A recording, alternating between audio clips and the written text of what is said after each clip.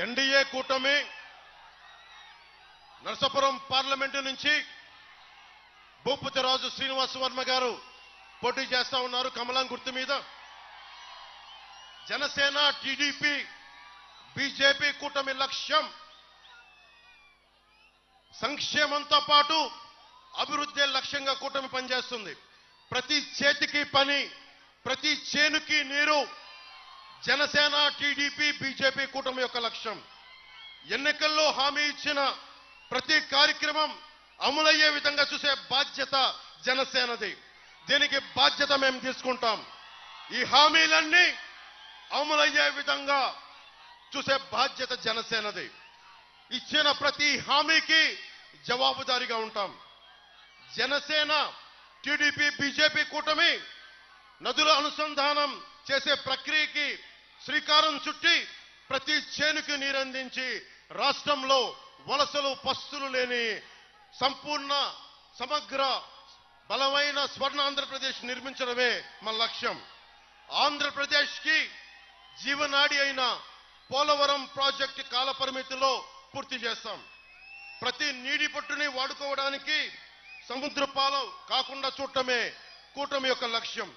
ముఖ్యంగా యువతకి skill development శిక్షణ ఇచ్చి వారి కాళ్ల మీద వారు నిలబడేటట్లు చేయడం, తద్వారా ప్రతి చేతికి పని కల్పించడమే కూటమి యొక్క లక్ష్యం.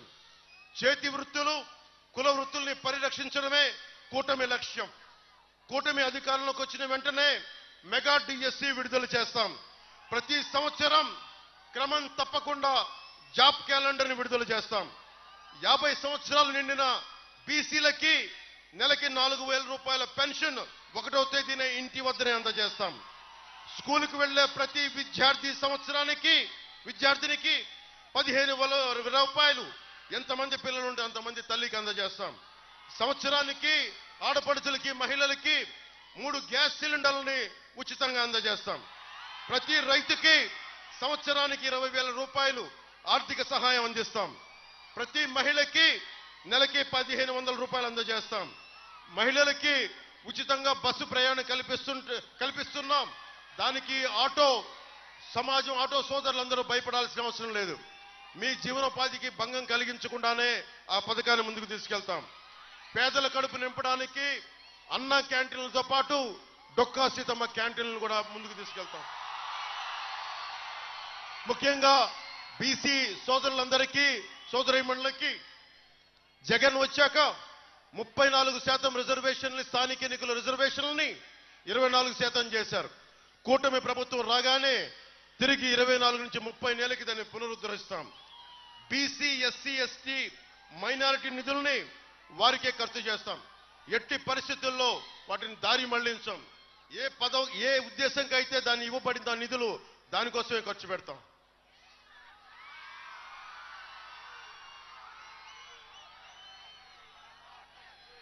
ఇందాక అంజిబాబు గారు భీమవరంకి నాకు సంబంధించి ఇంత పెద్ద సంపద ఉన్న నగరం, ఇలాంటి చోట రేపు అంజిబాబు గారిని గెలిపించగానే దుర్గంధపూరితమైన మన డంప్ యార్డ్ ని బరోడా తరహాలో దూరంగా ఇక్కడ పక్కన పెట్టి ఈ దుర్గంధం నుంచి భీమవరం ప్రజల్ని కాపాడుతుంది. మొదట మీకు ఇచ్చే హామీ. అలాగే అవసరమైన రింగ్ రోడ్డు కానీ, బ్రిడ్జిలు కానీ, రోడ్లు కానీ, మన వీరవాసరం మండలానికి సంబంధించిన సాగునీరు అవసరాలు, మనకి తాగునీరు అవసరాలు కానీ ఒక సరైన కాల పరిమితిలో దాన్ని పూర్తి చేసే బాధ్యత మనం తీసుకుంటాం.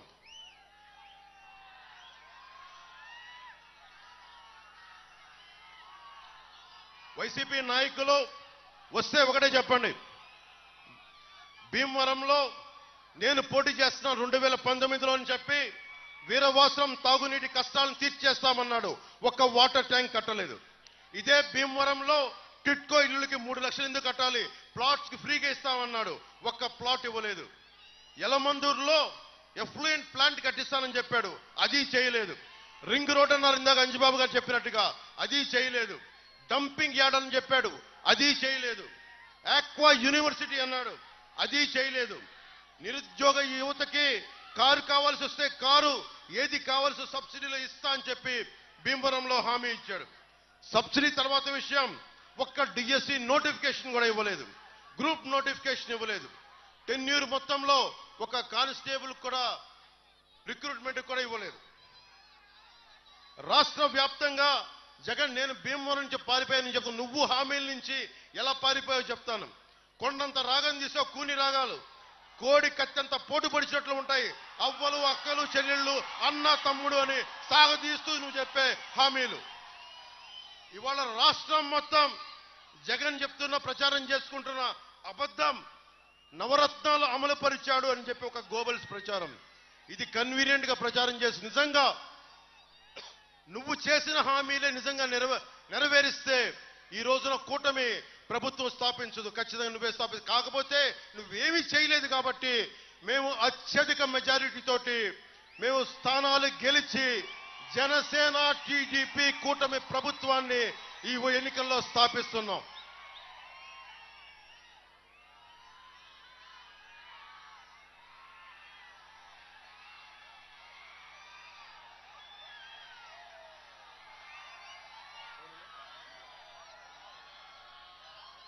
ఈ వైసీపీ ఫ్యాన్ కి సౌండ్ ఎక్కువ, గాలి తక్కువ.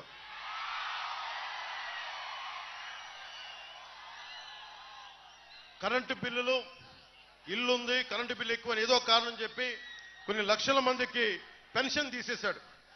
150 రోజులు పెన్షన్ రోజుల నుంచి తీసుకునే వాళ్ళు కూడా ఇప్పుడు కట్ చేశాడు.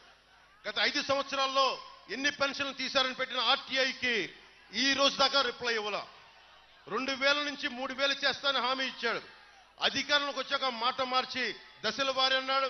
200 రూపాయలు పెంచి 3 సంవత్సరాల్లో అలాగే 2250 రూపాయలు ఇచ్చి సరిగ్గా ఎన్నికల ముందు 3000 రూపాయలు చేశాడు. చాలా మంది అర్హులను తీసేశాడు. తీసేయగా మిగతా వాళ్ళని మోసం చేశాడు. మొన్న జనవరిలో 2,14,000 మంది అప్లై చేసుకుంటే 97,000 మందికి ప్రాసెస్ లో ఎంతమంది రిజెక్ట్ అయ్యారో ఇచ్చి మిగతా వాళ్ళందరికీ తీసేశారు. అలాగే అమ్మఒడి మోసం అనకాపల్లిలో చెప్పా. ఇప్పుడు డ్వాక్రా మహిళలకు చేసిన మోసం 5 లక్షల వరకు 0 వడ్డీ రుణ పరిధి 3 లక్షలు తగ్గించాడు. వడ్డీ కొన్ని నెలలు కట్టేశాక కానీ జగన్ వడ్డీతో వసూలు చేస్తున్న మోసం వాళ్ళకి అర్థం కాల. ఎప్పుడు డిఫాల్ట్ కానీ సెల్ఫ్ సస్టైనబుల్ వ్యవస్థలను ఎక్కడైనా పెంచుతారు కానీ జగన్ డ్వాక్రా సంఘాలను నలిపేస్తా ఉన్నాడు. 30 సంవత్సరాల నుండి వివిధ ప్రభుత్వాలు గృహ నిర్మాణాల కోసం అత్యంత పేదలకు రుణమిచ్చి కట్టించుకోకుండా వదిలేసిన మొత్తాన్ని ఓటీఎస్ పేరుతో మహిళల్ని పొదుపు ఖాతాలోంచి బలవంతంగా లాగేశారు. మహిళలకు మహిళా మిత్ర, పశుమిత్ర, భీమమిత్రగా పనిచేస్తున్న మహిళల్ని నిర్దాక్షిణ్యంగా తొలగించారు. డ్వాక్రాలో ఎస్సీ ఎస్టీలకి వడ్డీ లేకుండా రుణం ఇవ్వడం కోసం ఉన్నతి అనే పథకాన్ని మొత్తం తీసేశారు. కొత్త లోన్ ఒకటి ఇవ్వలేదు.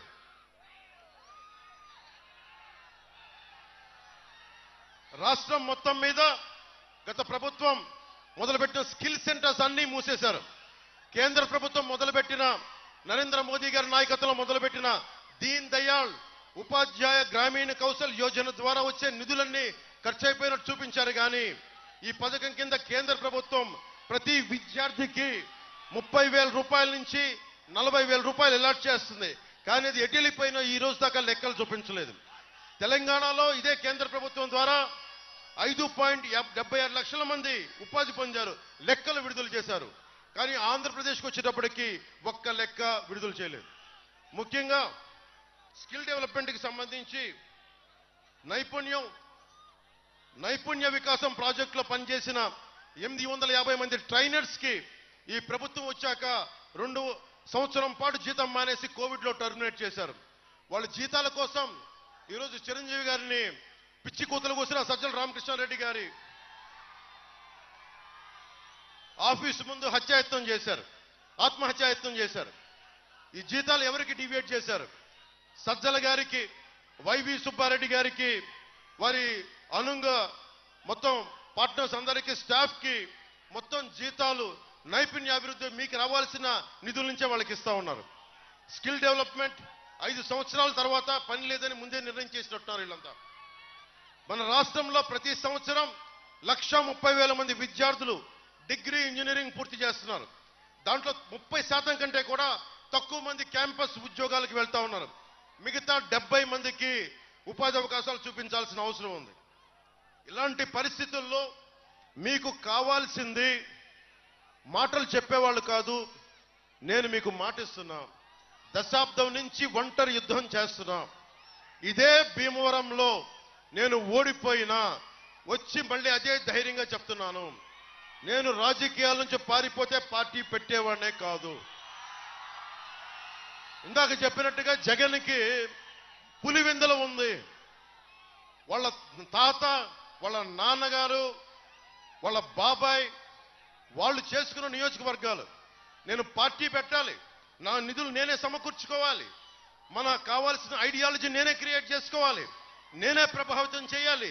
ఇన్ని చేసి నా దురదృష్టం, నాకు నియోజకవర్గాన్ని నేను దృష్టి పెట్టాల. సంపూర్ణ విశ్వం ఒక రాష్ట్రం కోసం ఆలోచించాను తప్ప, అరే నాకు ఒక నియోజకవర్గం ఉండాలనే దృష్టి నేను పెట్టాల. నాకు నిజంగా ప్రజలు 5 కోట్ల మంది ప్రజలు గుండెల్లో పెట్టుకున్నవాడిని. నా కోసం ఒక నియోజకవర్గం ప్రజలు 90% నిలబడతారనుకుని నేను నిజంగా దృష్టి పెట్టాల. కానీ ఈ ఎన్నికల్లో మన జనసేన గెలవలేదు లాస్ట్ సారి, పోయినసారి. ఈసారి జనసేనని బలంగా గెలిపించండి. పులపర్తి ఆంజనేయులు గారు, ఆయన అనుభవం చాలా అవసరం.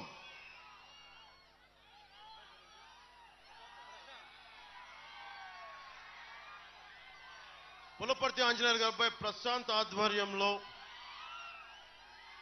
సంపూర్ణ, అతను దగ్గరుండి వాళ్ళ నాన్నగారికి అండదండగా నిలబడ్డారు. అలాంటి ప్రశాంత్ ఆధ్వర్యంలో సంపూర్ణంగా ఎలక్షనీరింగ్ చేద్దాం, బలమైన ఎలక్షనీరింగ్ చేద్దాం, నిలబడదాం, గ్లాసు 10 నిండా చూపిద్దాం ఈ ఎన్నికల్లో.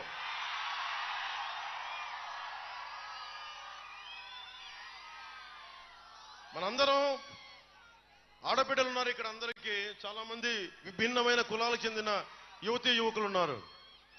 మీ అందరికీ గణాంకాలు తీస్తారు, కుల గణాంకాలు. మీది ఏ కులం, ఏ సామాజిక వర్గం, మీ జీతభత్యాలు ఎంత, మీకు ఆస్తిపాస్తులు ఉన్నాయని అడుగుతారు.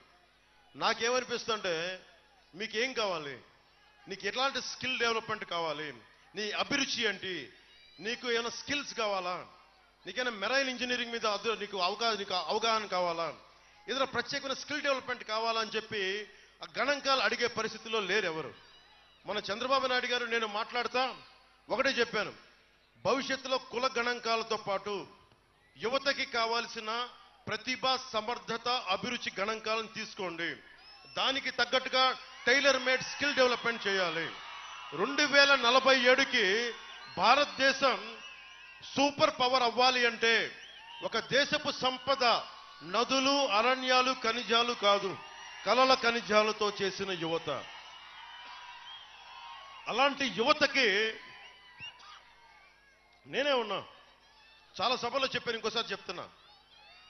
నేను ఒకరిని వచ్చి ఒక చిన్నపాటి యాక్టింగ్ స్కిల్ నేర్చుకుంటే అది ఎంతో నాకు అభివృద్ధి చేసి చాలా మంది అభిమానం సంపాదించుకొని ఒక పార్టీ పెట్టే స్థాయికి పట్టుకొచ్చింది నన్ను. అలాంటిది మీకు చిరంజీవి గారు నాకు కూర్చోబెట్టి ఒక స్కిల్ డెవలప్మెంట్ నేర్పించారు, యాక్టింగ్ అని ఒక స్కిల్ డెవలప్మెంట్. ప్రభుత్వం ఎలా ఉండాలి అంటే, చిరంజీవి గారు వాళ్ళ తమ్ముడు పవన్ కళ్యాణ్కి ఎలాంటి స్కిల్ డెవలప్మెంట్ నేర్పించారు, ఆంధ్రప్రదేశ్ ప్రభుత్వం ఎలా ఉండాలి అంటే చిరంజీవి లాంటి పెద్దనలాగా ఉండాలి. మీకు ఏం కావాలి, నీకు ఏం అవ్వాలని ఉంది, నాకు తెలియలే. చిరంజీవి గారు నన్ను అడిగినప్పుడు నీకేం అవ్వాలందంటే నాకు తెలియదు, కానీ ఆయన కూర్చోబెట్టి పట్టుబట్టి నేర్పించారు, నీకు ఇలాంటి ఇష్టాలు ఉన్నాయని. అలాగే ప్రభుత్వం పెద్దన్న పాత్రలో ఉంటే మీకు ఏం కావాలి, మీకు ఎలాంటి అభివృద్ధి కావాలి, ఎంత అలా కాకుండా కూర్చోబెట్టి మీకు 5,000 రూపాయలు ఇస్తామని చెప్పి వాలంటీర్ ఉద్యోగాలకు కూర్చోబెడితే సలసల కాగే రక్తాన్ని మేము కూర్చోబెట్టి చిన్న ఉద్యోగాలకు పరిమితం చేస్తున్నాం. ఊహించుకోండి, నన్ను కూడా 5,000 రూపాయలు కట్టుపడేస్తుంటే ఈ రోజున జనసేన పార్టీ ఉండేది కాదు, ఈ రోజున ఎన్డీఏ అలయన్స్ ఫామ్ కూడా ఉండేది కాదు. ఒక్కడికి స్కిల్ డెవలప్మెంట్ నేర్పిస్తే ఇంత బలంగా ఉంటుంది. నేను మీ ఒకటే కోరుకుంటున్నా, జనసేన ఆధ్వర్యంలో కలిసి వస్తున్న కూటమి ప్రభుత్వం ఒక పెద్దనలా పనిచేస్తే మీకోసం ఒక సేవకుల్లా పనిచేస్తాను. నేను సర్వెంట్ లీడర్షిప్, సేవా నాయకత్వం మీకోసం ఒళ్ళు వంచి అహిర్నిశలు పనిచేస్తాం. గత 20 రోజుల నుంచి నాకు వైరల్ ఉంది, నా బాడీ అంతా వైరల్ ఫీవర్ కంటిన్యూ అవుతా ఉంది. కానీ ఎందుకు నలుగుతున్నాను, ఎందుకు నిలబడుతున్నానంటే నా ప్రాణం పోయినా పర్లేదు, ఆరోగ్యం పోయినా పర్లేదు, మీ ఆరోగ్యం బాగుండాలి, మీ భవిష్యత్తు బాగుండాలి, దీనికోసం నిలబడాము. సో ముగింపు వాక్యాలు ఒకటే చెప్తున్నా, మమ్మల్ని నమ్మండి. ఒక్కళ్ళం కాదు, ఇద్దరం కాదు. కేంద్రంలో ప్రధానమంత్రి గారు, రాష్ట్రంలో నేను, నారా చంద్రబాబు నాయుడు గారు, మేమందరం కూర్చొని ఇక్కడ అసెంబ్లీలో మన భీమవరానికి పులపర్తి ఆంజనేయులు గారు, పార్లమెంటుకి భూపతిరావు శ్రీనివాస్ వర్మ గారు, ఉండికి రఘురామకృష్ణరాజు గారు, ఇలాంటి వ్యక్తులందరి సమూహం. పోయినసారి పశ్చిమ గోదావరి జిల్లాల్లో 15కి 15 కొట్టాం అసెంబ్లీలు. ఈసారి 15కి 15 అసెంబ్లీలు కొట్టడమే కాదు, ఒక్క వైసీపీ ఎమ్మెల్యే కూడా డిపాజిట్ లేకుండా చేయడం కూడా మన లక్ష్యం. జగన్, నువ్వు భీమవరంలో వచ్చి నువ్వు రెచ్చిపోయి మాట్లాడావు కాబట్టి ముగింపు నీతోనే ముగిస్తున్నావు. జగన్ నీకు చెప్తున్నా, జగన్ కుటుంబ సభ్యులు కూడా చెప్తున్నా, మీ ఇంట్లో కూడా ఆడపడుచులు ఉన్నారు.